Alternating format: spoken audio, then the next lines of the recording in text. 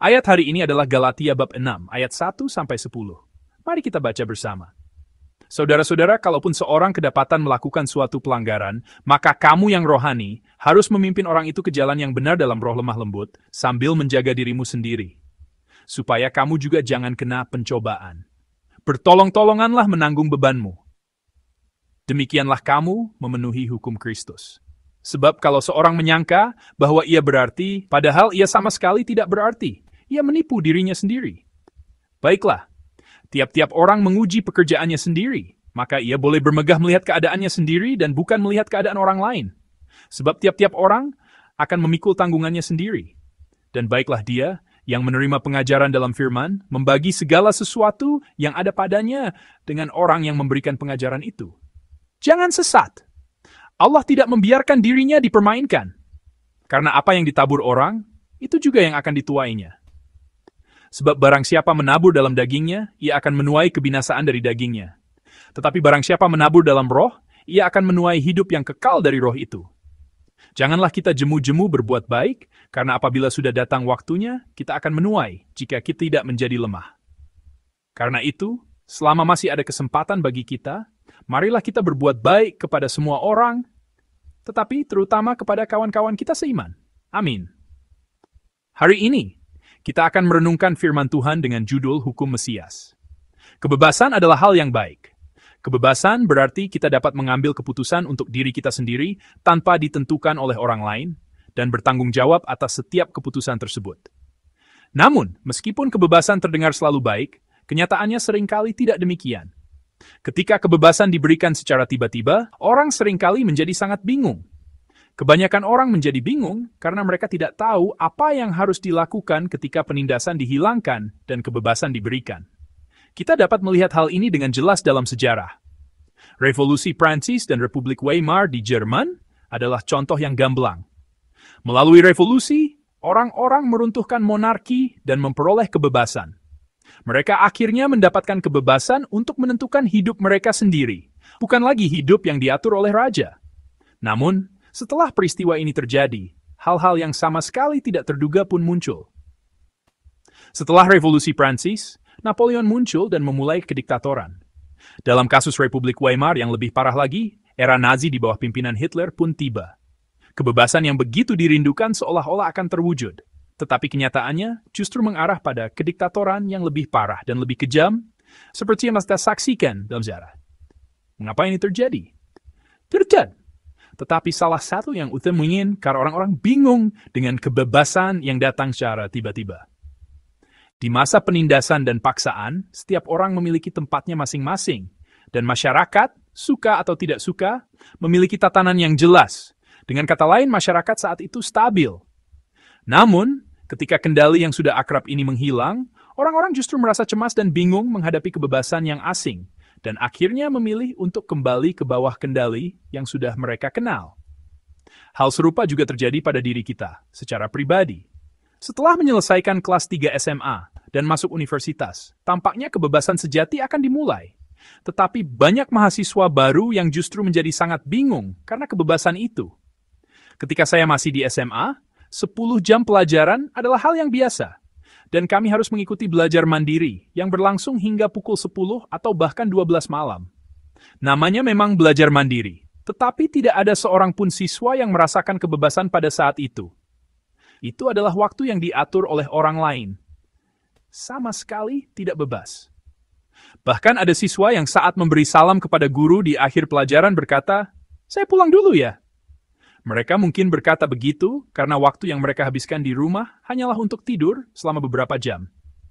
Setelah melewati masa-masa seperti itu dan masuk universitas, mereka seringkali mengalami kebingungan di awal-awal perkuliahan. Salah seorang teman seangkatan saya pernah berkata, setelah menjalani 1 semester di universitas, rasanya seperti datang ke tempat les. Jadwal kuliah harus diberdiri, masuk kelas pun terserah kita. Kalau tidak mau masuk juga tidak apa-apa, tidak ada dosen yang akan memarahi kita. Dan tidak ada lagi guru yang membawa-bawa penggaris panjang atau bahkan stik biliar terbalik yang entah didapat dari mana, seperti yang biasa kami lihat di SMA. Itulah sebabnya teman saya berkata, rasanya seperti datang ke tempat les. Kebebasan sebenarnya tidak semudah itu. Semua orang merindukan kebebasan, tetapi ketika kebebasan yang sesungguhnya diberikan, seringkali mereka tidak dapat menikmatinya. Sejatinya, kebebasan hanya dapat dinikmati oleh mereka yang siap untuk itu. Masalah yang terjadi di jemaat Galatia juga seperti ini. Di satu sisi, masalah di jemaat Galatia adalah legalisme. Seperti yang telah saya sebutkan sebelumnya, kaum Yudaiser sedikit berbeda dari orang Yahudi pada umumnya. Mereka adalah orang Yahudi yang percaya kepada Yesus dan telah masuk ke dalam komunitas Kristen. Tetapi mereka memaksa dan bersikeras agar orang Kristen dari bangsa-bangsa lain juga hidup seperti mereka. Mereka memaksa orang-orang dari bangsa lain untuk menaati hukum Taurat dan disunat. Meskipun orang-orang dari bangsa lain telah menerima Injil dan beriman kepada Yesus Kristus, mereka tetap dipaksa untuk menaati hukum Taurat dan disunat. Namun di dalam gereja, muncul peristiwa-peristiwa yang justru mendukung argumen kaum Yudaiser tersebut. Apakah itu? Yaitu pemuasan hawa nafsu. Inilah masalah gereja yang berada di sisi yang berlawanan dengan legalisme. Kebebasan telah diproklamasikan kepada mereka yang diselamatkan oleh kasih karunia. Namun di dalam komunitas, muncul orang-orang yang menyalahgunakan kebebasan ini. Muncul keserakahan, percabulan, dan bahkan ada yang menggunakan kebebasan itu untuk menyembah berhala. Jika kita melihat isi Galatia pasal 5 yang telah kita renungkan sebelumnya, tampaknya hal-hal seperti ini terjadi secara terang-terangan di jemaat Galatia. Orang-orang telah membuat keselamatan yang mereka terima karena kasih karunia menjadi keselamatan yang murahan. Kita percaya bahwa Yesus Kristus telah menebus dosa-dosa kita.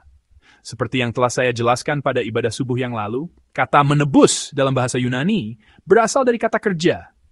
Kata kerja ini sangat menarik, kata berarti keluar, seperti yang pernah kita pelajari saat membahas kitab Keluaran, yang berasal dari kata yang berarti keluar dan yang berarti jalan. Dan dalam kata terdapat kata Yunani yang kita kenal baik, yaitu yang berarti pasar atau tempat berjual beli. Jadi, arti dari atau menebus adalah tindak membeli seorang budak di pasar untuk membawanya keluar dari sana, membebaskannya. Oleh karena itu, kata ini memiliki makna keselamatan, membebaskan melalui pembayaran harga tebusan. Seorang budak yang selama ini menjadi hamba, kini telah keluar dari pasar.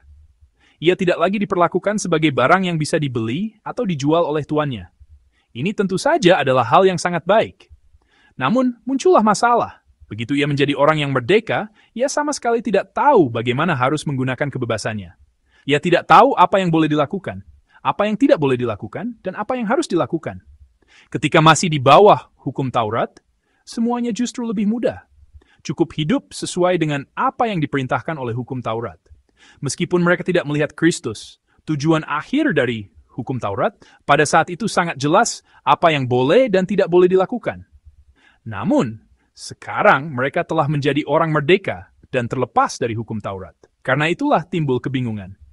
Sebagian orang, seperti dalam transisi yang melahirkan era Napoleon dan Hitler, mencoba untuk kembali ke hukum Taurat. Di sisi lain, ada juga gerakan yang berlawanan. Mereka yang berada di sisi yang berlawanan ini cenderung beralih dari kebebasan menjadi pemuasan hawa nafsu. Paulus harus campur tangan dalam kebingungan jemaat di Galatia ini. Ia harus menyatakan bahwa mereka tidak perlu kembali ke legalisme. Dan pada saat yang sama, ia juga harus memperingatkan mereka agar tidak terjerumus ke dalam pemuasan hawa nafsu. Itulah sebabnya surat Galatia ini ditulis. Dalam nas hari ini, alternatif untuk hukum Taurat dan pemuasan hawa nafsu dijelaskan sebagai berikut. Mari kita baca bersama nas hari ini dari Galatia 6 ayat 1 dan 2. Mari kita baca bersama. Saudara-saudara, kalaupun seorang kedapatan melakukan suatu pelanggaran, maka kamu yang rohani harus memimpin orang itu ke jalan yang benar dalam roh lemah lembut, sambil menjaga dirimu sendiri, supaya kamu juga jangan kena pencobaan. Bertolong-tolonganlah menanggung bebanmu. Demikianlah kamu memenuhi hukum Kristus. Amin. Di sini ada alternatif yang jelas untuk hukum Taurat, yaitu hukum Kristus.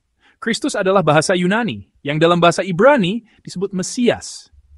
Jadi hukum Kristus dapat juga disebut hukum Mesias. Ada hukum yang harus ditaati oleh mereka yang telah dibebaskan dari hukum Taurat, agar tidak kembali ke legalisme, dan pada saat yang sama tidak terjerumus ke dalam pemuasan hawa nafsu, dan hukum itu adalah hukum Mesias. Prinsip dasar dari hukum Mesias adalah saling menanggung beban. Mari kita ucapkan bersama. Marilah kita saling menanggung beban. Mengapa tindakan saling menanggung beban ini bisa menjadi prinsip dasar hukum Mesias? Karena inilah yang terlebih dahulu ditunjukkan oleh Tuhan kita, Sang Mesias kepada kita. Tuhan kita telah menggenapi hukum ini di atas kayu salib. Tuhan kita tergantung di atas kayu salib bukan karena bebannya sendiri, melainkan karena beban kita. Dia menanggung beban dosa seluruh umat manusia. Yesaya 53 ayat 5-6, yang kita kenal baik, telah menubuatkan keadaan Tuhan kita ini sebagai berikut. Mari kita baca bersama ayat 5 dan 6. Tetapi dia tertikam oleh karena pemberontakan kita. Dia diremukkan oleh karena kejahatan kita. Ganjaran yang mendatangkan keselamatan bagi kita ditimpakan kepadanya. Dan oleh bilur-bilurnya kita menjadi sembuh.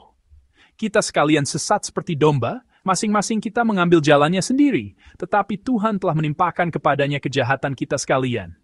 Amin. Di sini prinsip hukum Mesias, hukum Kristus, tercatat dengan baik. Karena pemberontakan dan kejahatan kita, Tuhan kita memikul salib. Dan dia mengajarkan kepada kita hukum Kristus, hukum Mesias. Dunia berkata, bebanmu ya tanggung sendiri, tetapi Tuhan kita mengajarkan, kalian harus saling menanggung beban. Jika demikian, hukum Kristus tampaknya lebih berat daripada prinsip dunia. Karena hukum ini mengatakan, kita tidak hanya harus menanggung beban sendiri, tetapi juga beban orang lain. Namun, jika dikatakan seperti ini, pasti ada orang-orang yang salah dalam menerapkannya. Jika ada 100 orang dalam sebuah komunitas, mungkin 98 orang akan berkata, firman Tuhan kita sungguh baik. Mari kita meneladani Tuhan dan saling menanggung beban untuk membangun komunitas yang indah. Tetapi, mungkin ada 2 orang yang menerapkannya seperti ini. Lihat, dia menyuruh kita saling menanggung beban. Kenapa kamu tidak menanggung bebanku? Ada saja orang yang berpikir, dia menyuruh kita menanggung beban orang lain. Jadi, ayo, tanggung bebanku. Karena itu, nas hari ini kembali berkata demikian. Mari kita baca bersama Galatia 6 ayat 4 dan 5. Baiklah tiap-tiap orang menguji pekerjaannya sendiri. Maka ia boleh bermegah melihat keadaannya sendiri dan bukan melihat keadaan orang lain. Sebab tiap-tiap orang akan memikul tanggungannya sendiri. Amin. Masing-masing harus memikul tanggungannya sendiri. Alkitab juga berkata demikian. Mari kita ucapkan bersama. Marilah kita masing-masing memikul tanggungan kita. Lalu, mungkin ada yang bertanya, bukankah kedua perintah ini saling bertentangan?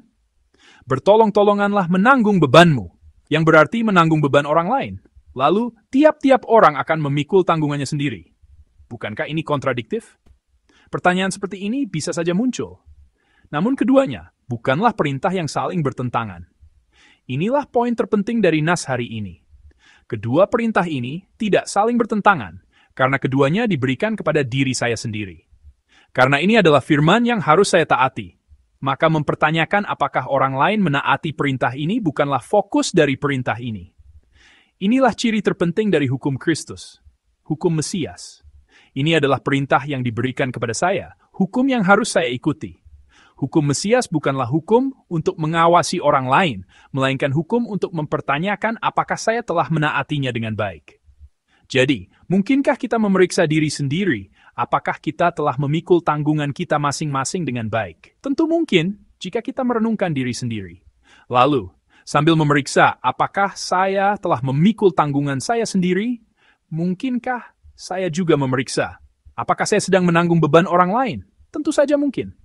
Saya cukup memeriksa diri saya sendiri dan melihat apakah saya pernah menanggung beban sesama saya. Oleh karena itu, kedua perintah ini dapat ditaati bersama-sama. Ketika kita menerimanya sebagai perintah yang diberikan kepada kita sebagai hukum Mesias yang harus kita taati. Dan ketika kita menjalankannya dengan hati yang tulus, kedua perintah ini sama sekali tidak bertentangan. Kita dapat memikul tanggungan kita masing-masing sambil juga saling menanggung beban orang lain. Jadi, kedua perintah ini menjadi sangat wajar ketika diterapkan pada diri kita sendiri. Mengawasi apakah orang lain menaati hukum ini dengan baik, atau berpikir, saya sudah melakukannya, kenapa kamu tidak? Bukanlah semangat dari hukum Kristus. Hukum Kristus sama sekali berbeda. Fokusnya adalah, apakah saya telah menaati hukum ini dengan baik? Apakah saya tidak memiliki kekurangan jika dilihat dari hukum ini? Hanya memeriksa diri sendiri, hanya merenungkan diri sendiri, itulah hukum Kristus, hukum Mesias. Saudara-saudari yang terkasih, pikulah tanggungan Anda masing-masing. Periksalah diri Anda setiap hari dengan rasa takut dan gentar. Apakah saya telah melimpahkan beban saya kepada orang lain? Apakah ada sesuatu yang seharusnya saya tanggung, tetapi justru ditanggung oleh orang lain dalam komunitas kita? Apakah karena saya tidak hidup dengan benar, seseorang di sekitar saya menderita karena beban yang tidak dapat saya pikul? Juga, tanggunglah beban orang lain. Kita harus rajin memperhatikan apakah ada orang yang kesulitan di sekitar kita, atau apakah ada anggota jemaat yang sakit di samping kita.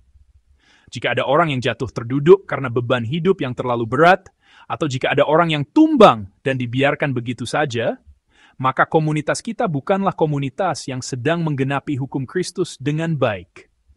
Jika ada sedikit saja ruang di hati kita untuk menampung beban orang lain, jika ada kekuatan yang bisa kita gunakan untuk sesama meskipun tidak banyak, kita harus bersedia memberikannya. Mengapa? Karena Tuhan kita telah terlebih dahulu melakukannya untuk kita. Karena kita telah menerima kasih karunia itu secara cuma-cuma, maka kita juga harus meneladaninya dan membagikan kasih itu dengan cuma-cuma. Barulah hukum Kristus, hukum Mesias, dapat digenapi. Di mana ada hukum, di situ ada pemerintahan. Di mana ada pemerintahan, di situ ada sebuah wilayah atau kerajaan. Karena itu, hukum Kristus atau hukum Mesias menyiratkan adanya kerajaan Kristus atau kerajaan Mesias. Kerajaan Kristus adalah tempat di mana ada orang-orang yang menaati hukumnya. Tempat di mana ada orang-orang yang bertindak sesuai dengan hukum itu, itulah kerajaan Kristus. Jika keluarga kita menaati hukum Kristus, maka keluarga kita adalah kerajaan Kristus. Jika tempat kerja kita menaati hukum Mesias, maka tempat kerja kita adalah kerajaan Mesias. Jika kita masing-masing memikul tanggungan kita sendiri dan saling menanggung beban, kita dapat membangun kerajaan Kristus. Dan kita dapat menjadi umatnya, umat Mesias. Inilah yang kita sebut umat Allah. Umat kerajaan Allah adalah orang-orang yang hidup dengan menaati hukum Kristus dan menggenapi hukum Mesias. Saudara-saudari yang terkasih, ketika menyampaikan khotbah seperti ini, seringkali hati saya menjadi berat. Apakah orang-orang yang hidup di dunia saat ini benar-benar dapat hidup tidak hanya dengan memikul tanggungan mereka sendiri, tetapi juga saling menanggung beban orang lain? Jika kita hidup dengan menaati firman ini, bukankah kita akan terpinggirkan atau tertinggal di dunia ini? Seorang pendeta selalu memiliki pemikiran seperti itu. Saya disebut beningsat yang kelaskuteran agar jemaat dapat peroleh kekuatan dunia yang sulit ini. Tetapi jika saya berkhotbah tentang kerugian yang menyimpang dari prinsip dunia, bagaimana jika mereka kehilangan semangat? Mungkin hati Paulus saat menulis surat ini juga sama. Namun, saudara-saudari, tidak demikian. Meskipun kita hidup menurut hukum Kristus, memikul tanggungan kita masing-masing dan bahkan menanggung beban orang lain, kita tidak akan pernah tertinggal atau terpinggirkan. Mengapa? Karena Allah yang memberikan hukum ini adalah Dia yang memerintah seluruh alam semesta. Allah adalah Dia yang mengingat orang-orang yang berbuat baik dan memberikan anugerah besar yang telah Dia siapkan. Mari kita baca bersama. Galatia 6 ayat 7-9. Jangan sesat. Allah tidak membiarkan dirinya dipermainkan. Karena apa yang ditabur orang, itu juga yang akan dituainya. Sebab barang siapa menabur dalam dagingnya, ia akan menuai kebinasaan dari dagingnya. Tetapi barang siapa menabur dalam roh, ia akan menuai hidup yang kekal dari roh itu. Janganlah kita jemu-jemu berbuat baik, karena apabila sudah datang waktunya, kita akan menuai, jika kita tidak menjadi lemah. Amin. Meskipun manusia menabur dengan baik, tidak ada jaminan bahwa kita pasti akan menuai apa yang ditabur itu. Perang atau bencana alam dapat merusaknya. Tahun ini, kita mengalami banyak kesulitan seperti itu. Ada kebakaran hutan yang tidak padam selama beberapa minggu. Di beberapa daerah, orang menderita karena terlalu banyak hujan. Sementara di daerah lain, mereka menderita karena kekeringan. Tahun ini, kita tidak dapat menuai semua yang kita tabur. Manusia menabur, tetapi tidak dapat menjamin bahwa mereka akan menuai. Namun Allah berbeda. Allah adalah Dia yang secara pribadi mengendalikan sejarah. Allah adalah Dia yang memastikan kita menuai apa yang kita tabur. Allah itulah yang telah memberikan kita hukum Kristus. Oleh karena itu, Allah sendiri yang akan menjamin dan memberikan upah kepada orang-orang yang menaati hukum ini. Orang yang menabur untuk dagingnya hanya akan menuai hal-hal yang fana, tetapi orang yang menabur untuk roh akan menuai hal yang kekal, yaitu hidup yang kekal. Kiranya Anda semua menjadi jemaat yang hidup dengan memandang berkat kekal ini. Allah pasti akan membuat kita menuai yang terbaik. Karena itu, kita tidak boleh putus asa. Kita tidak boleh menyerah. Kuasa kegelapan selalu berusaha membuat kita kehilangan semangat dengan membisikkan, apa gunanya hanya kamu sendiri yang hidup menaati hukum Kristus. Namun, Allah berjanji dengan jelas. Dalam ayat 9, janganlah kita jemu-jemu berbuat baik, karena apabila sudah datang waktunya, kita akan menuai jika kita tidak menjadi lemah. Dia berjanji bahwa kita pasti akan menuai sesuai dengan apa yang kita tabur. Saya percaya, hukum Kristus yang kita lakukan hari ini, hukum Mesias yang kita taati dalam keluarga, tempat kerja, dan kehidupan kita, mungkin tampak kecil dan tidak istimewa. Tetapi Allah, yang membuat kita menuai sesuai dengan apa yang kita tabur, pasti akan membuat kita menghasilkan buah yang melimpah dan memperoleh hasil yang luar biasa. Dengan demikian, kita akan membangun kerajaan Allah dengan menaati hukum Kristus. Saudara-saudara yang terkasih, jalanilah hidup dengan memikul tanggungan Anda masing-masing. Jangan melimpahkan beban Anda kepada orang lain, tetapi dengan tekun tunaikanlah tugas yang dipercayakan kepada Anda. Dan tanggunglah beban orang lain bersama-sama. Jangan berpaling, dan jangan pura-pura tidak tahu. Mengapa? Karena Tuhan kita tidak berpaling dari kita.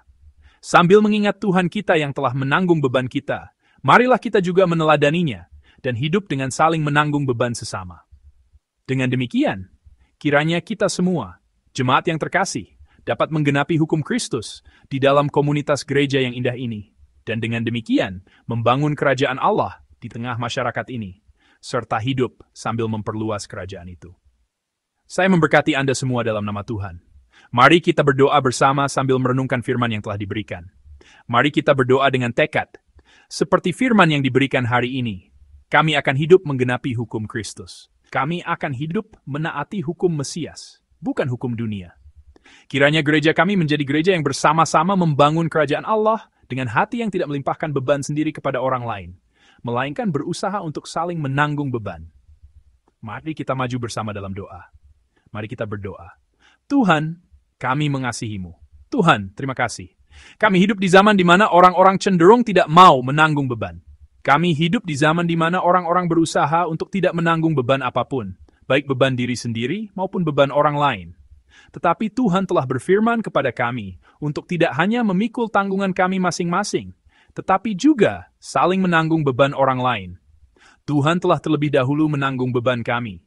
Dengan demikian, kami memperoleh hidup yang kekal. Oleh karena itu, karena kami adalah orang-orang yang telah menerima kasih karunia itu terlebih dahulu, kiranya kami juga dapat hidup dengan menanggung beban sesama, dan dengan demikian menggenapi hukum Kristus, hukum Mesias.